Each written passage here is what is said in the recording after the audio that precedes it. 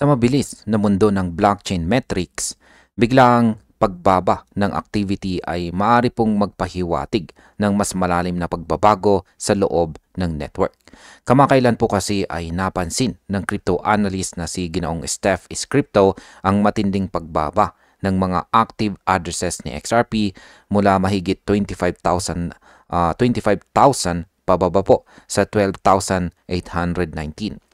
Para sa maraming mga traders, ito po ay tila sinyales ng paglamig sa XRPL.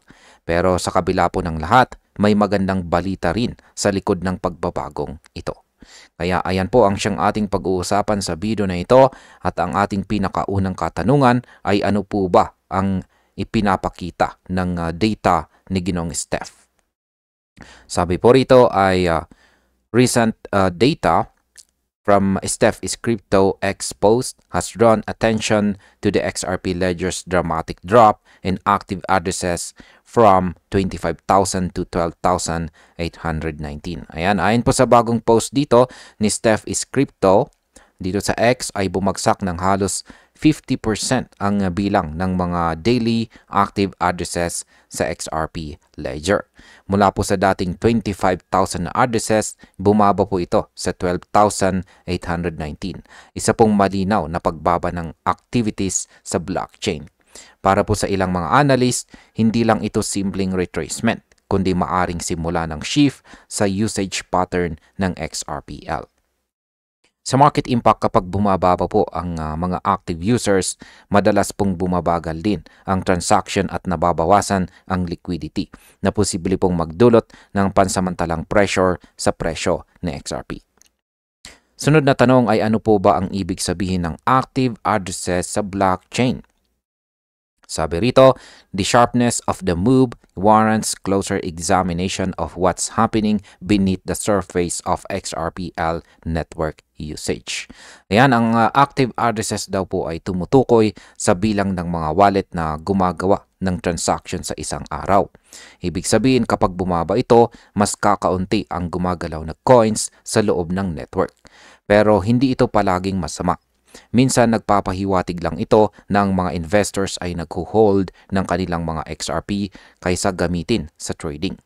Kaya mahalaga pong tingnan, hindi lang ang bilang kundi pati ang dahilan ng pagbabago. Sa market impact, kapag marami pong holders ang hindi gumagalaw, maaaring mabawasan ang selling pressure at maghanda sa posibleng future rally kapag bumalik ang demand. Ngayon ay gaano naman po kalaki ang binagsak ng network activity? Sabi po rito tungkol dyan ay according to Steph, daily active addresses on the XRP ledger or XRPL have dropped by about 50%, contrasting with previous reports of a significant surge. Ayan, ayon po kay Ginoong Steph, bumaba ng halos 50% ang daily active addresses ni XRP. Samantalang dati ay nagkaroon pa ito ng malaking surge. May mga pagkakataon noon na umabot sa 295,000 ang interacting addresses mula po sa dating baseline na 35,000 hanggang 40,000.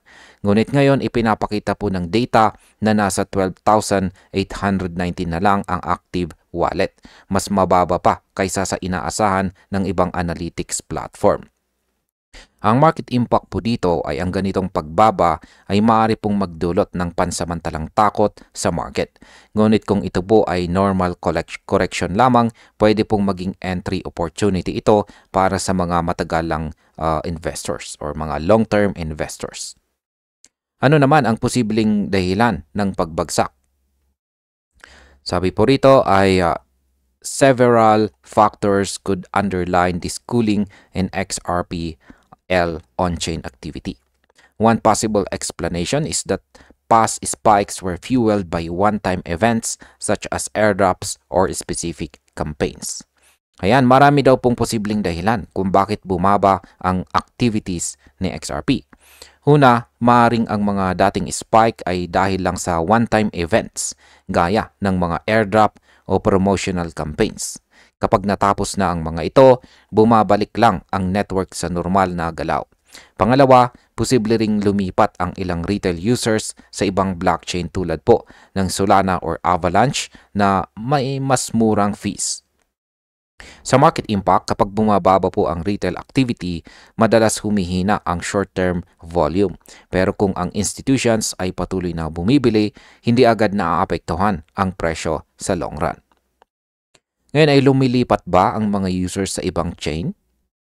Sabi rito, another theory is that retail engagement is fading or migrating to competing chains, trimming daily transaction counts.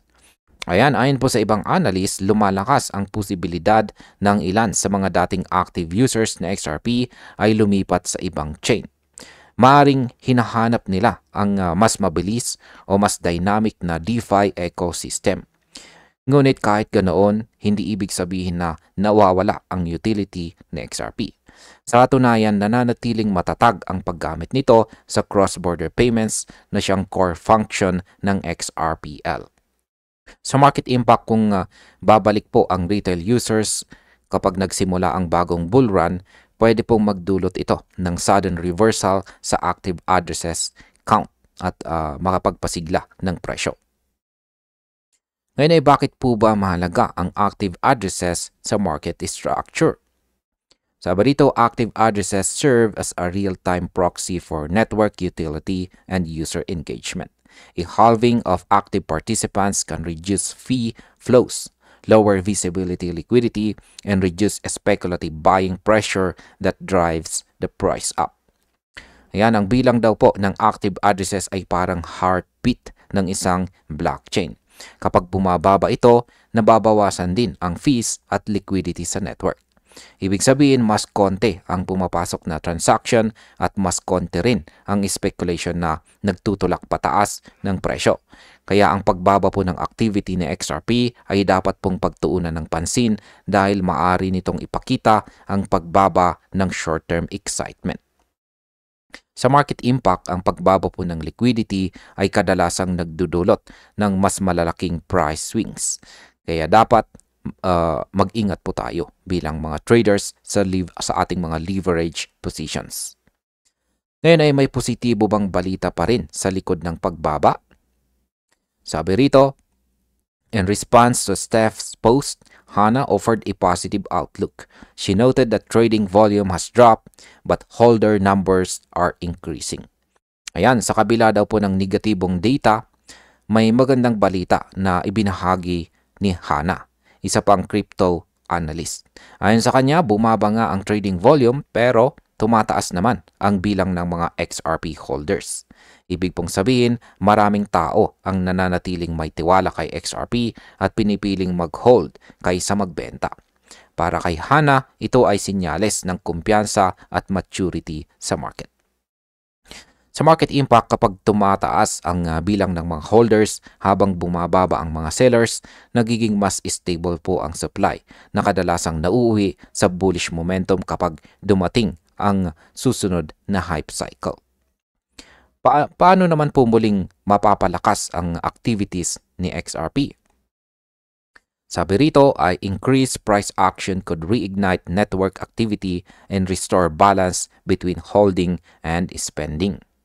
Yan, sabi po ni Hana, kapag tumaas po muli ang presyo ni XRP, muling babalik sa sirkulasyon ang maraming coins. Magiging mas aktibo po ulit ang mga transaction at posibleng tumaas ang daily addresses. Kapag nangyari ito, muling mapapabalansing mabuti ang pagitan ng mga nag-hold at nagtitrade. Sa madaling sabi, ang price rally mismo ang posibleng susi para buhayin ang network activity ni XRP. Ang market impact po nito ay ang pagtaas ng presyo ay pwede pong magdulot ng domino effect sa user engagement at maging spark ng panibagong bullish phase para sa XRPL ecosystem. At bilang panghuling katanungan ay ano po ang dapat nating bantayan sa mga susunod na linggo?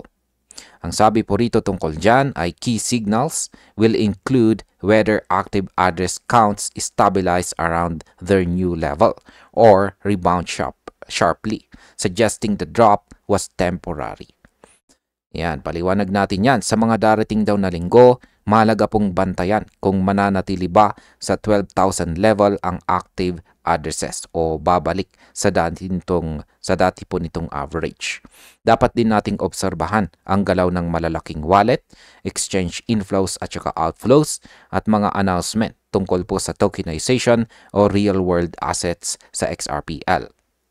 Kapag nanatiling mababa po ang activity at walang bagong wallet creation, maaari pong kailangan ng market ng panibagong narrative. Sa market impact, kapag nagpakita ng biglang rebound ang address count, pwede pong mag-signal ito ng bagong wave ng traders at posibleng pag-akyat ng presyo. At bilang panghuli, ay ang aking opinion naman tungkol dito ay kung titingnan natin ang kabuoang data, totoo na bumaba po ang active addresses ni XRP. Ngunit hindi ibig sabihin nito na humina ang kanyang value. Ang pagtaas po ng bilang ng holders ay malinaw na indikasyon ng tiwala ng mga investors. Sa ngayon, tila nagho-hold lang sa XRP ng lakas bago muling pumutok. Kaya dapat po tayong maging mapanuri pero handa sa pagkakataong bumalik ang hype. Para po sa atin bilang mga traders at investors, ito po ay paalala na hindi palaging ang pagbaba sa metrics ay masama. Minsan ito po ay sinyalis ng pag-ipon ng enerhiya bago ang panibagong rally. At ayun, hanggang dito na lamang po tayo sa video na ito mga ka-crypto. Maraming salamat sa panonood.